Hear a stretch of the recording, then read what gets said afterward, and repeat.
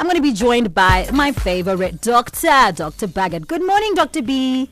Good morning, Zoo. How are you? On top of the morning. I'm good. I know I just told you my devastating story about my puppy. I know. Yeah. You know, I'm an animal lover, and dogs, when they die, are you can be heartbroken, even with a puppy. Dr. Broekn. It's just too sad. You know, I almost died early. I mean, yesterday. I even had a listener who sent me a message like, I didn't even think it was you on the show yesterday. That's how devastated I was. May the little puppy rest in peace. Thank you so much, Dr. B. What are we talking about this morning?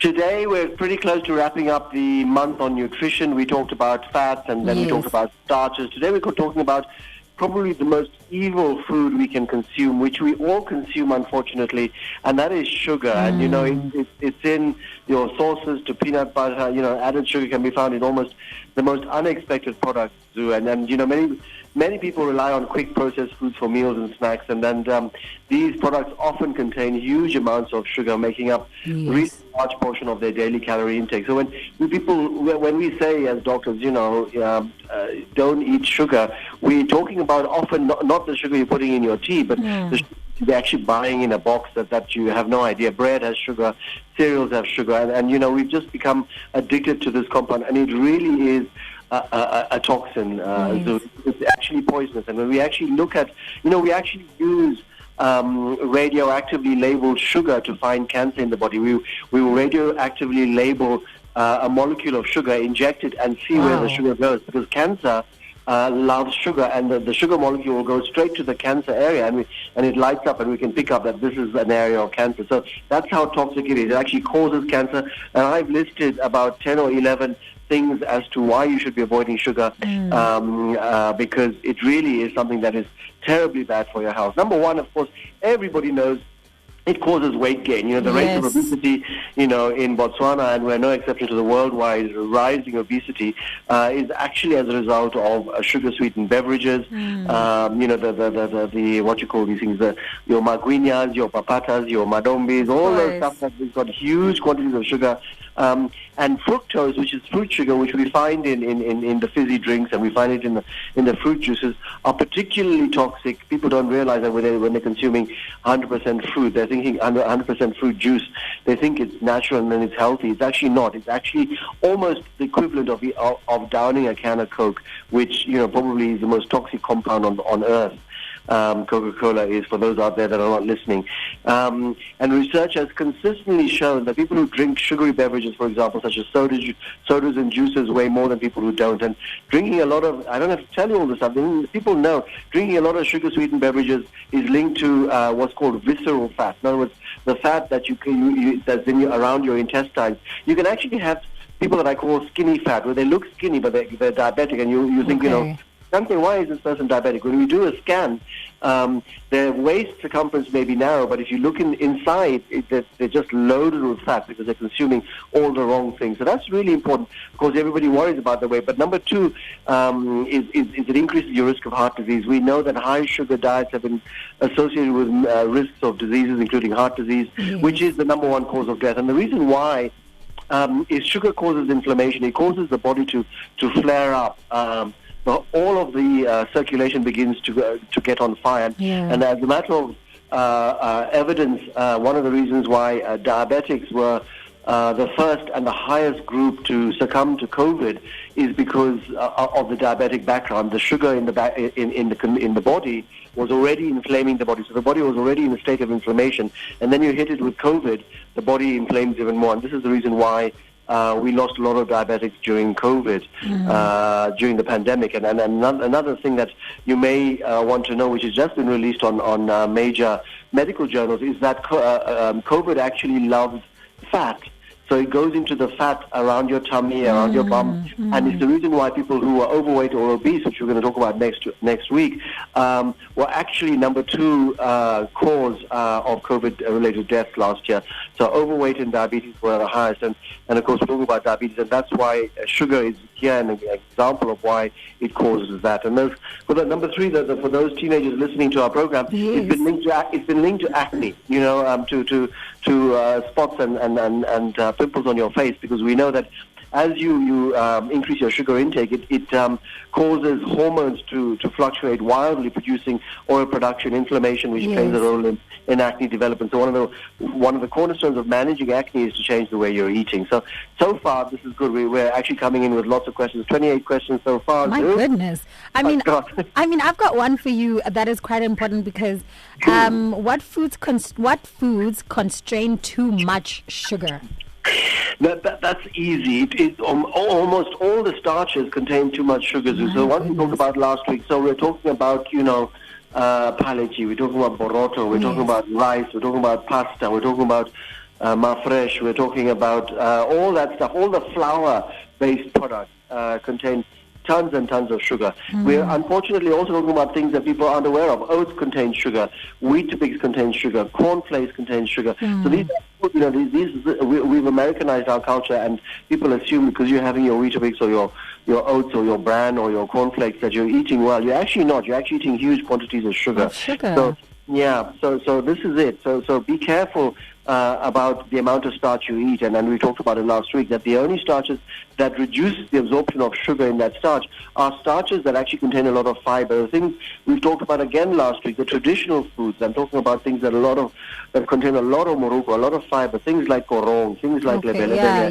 things like those sort of things increase that. So of course, the rising sugar obviously increases your risk of what's called type 2 diabetes or adult onset diabetes. And, the prevalence of diabetes has more than doubled in the last 30 years. And many reasons for this, but there's a clear link between excessive sugar consumption and diabetes risk. So, what happens is when you have too much sugar, the organ in your body called the pancreas, which manufactures insulin, which drops your sugar, gets exhausted. And you don't have enough insulin. And as a result, you start getting diabetes. So that's number 4. Number 5, before I stop again, because we've got now almost 60 questions, gosh. It increases your risk of cancer, believe it or not. Excessive amounts of sugar may increase your risk of certain types of cancers.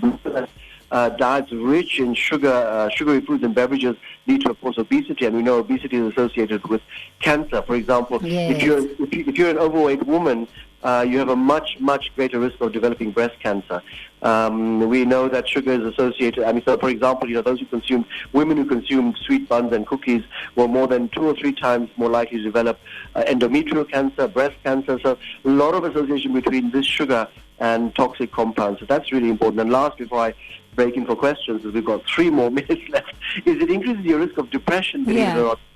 People who unfortunately, when you're in that corner and you're depressed and you're stressed, you tend to want to go for comfort foods. And what happens with sugar in your bun or your cinnamon bun or whatever it is, it gives you a sugar spike. What happens is when the sugar is high in your system, the body panics and it says, the sugar is too high. So it rushes out insulin to drop the sugar. So you get this major fluctuation in sugar. You get sugar swings after consuming a can of Coke or a lot of confectionery. Yes. And that also causes the transmitters in your brain to be dysregulated and the brain gets inflamed. So we know there's a strong association between depression and consumption of sugar. So that's really important. What should one avoid to overload the system with sugar?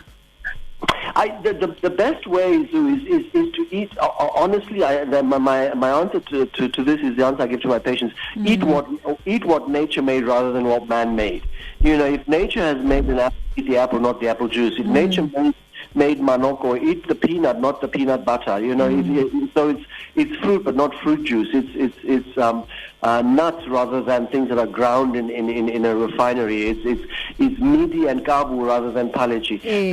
Because when you're removing all the natural things that nature made to reduce the sugar absorption, you can't consume 12 oranges, which is probably the amount of oranges it takes to squeeze into a can of orange juice. You can down a can of orange juice, but that contains 12 oranges. The reason why you can't eat 12 oranges is nature has got lots of fiber in that orange, so you feel full by the time you've eaten one orange. And the same thing with a lot of other things. So this is the way to eat. If you eat naturally, if you eat nature, if you eat raw, if you eat as close to the soil as possible, you really cannot go wrong. And this is the reason why, if you look at the 16th, 17th, 18th, 19th, and 20th century, people didn't go to gyms. People didn't, have weights, and yet they were not overweight. Why is it we have a nation and a globe that has never been more educated on health, and yet we are, rapidly rising in terms of thing, yeah. Yeah, absolutely. So this is really important.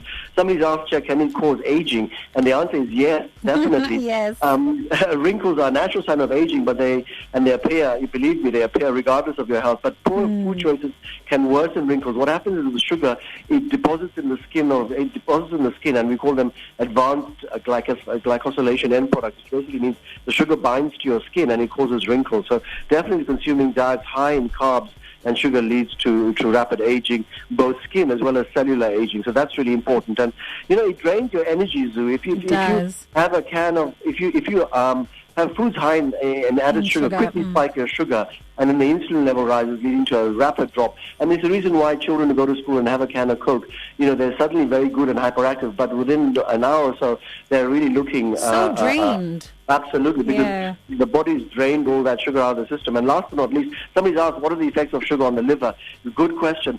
Sugar can actually deposit in the liver and cause what's called fatty liver cirrhosis. It's the commonest cause. Before, it used to be alcohol causing liver damage. Now we know that sugar deposits in the liver causes inflammation and cause cirrhosis of the liver, exactly like alcohol. So this is really, really important. So somebody's asked, you talked about so many things here. What other health risks are there? Well, there are lots of them, and we don't have time. We've got, I think, 30 seconds. We don't, yeah. Okay, well, the other effects, just in 10 seconds, is kidney disease, is dental disease. Obviously, we talked about, it causes gout, it causes accelerated cognitive decline. The list goes on. So for those out there who want to know more, send me the questions. I'll answer them on our Facebook site, because we've actually today overloaded. Tell them your Facebook page again, Dr. Bucket. It's the Heart Foundation of Botswana. All right. Well, Dr. B, I'm so excited to see what we're going to be talking about next week. And this topic really hits home because I cut sugar for 8 months. I cut soda. I cut everything. And I lost a significant amount of weight, and I feel so much healthier. Absolutely. Your mood and everything. Go and bury that puppy. All right. Thanks, Dr. B. Have a great Sunday. So that was Dr. B with me on the Broken Body series. The time is 11:51 and it is time for me to say goodbye. But before I do, I have a listener saying, Batung, I needed the lesson. The way I consume sugar, thank you so much for the wake up call. Thank you so much. You're most welcome, my darling, and I really hope that it works for you. Listen, let's take care of our bodies, let's take care of our hearts, let's take care of our minds.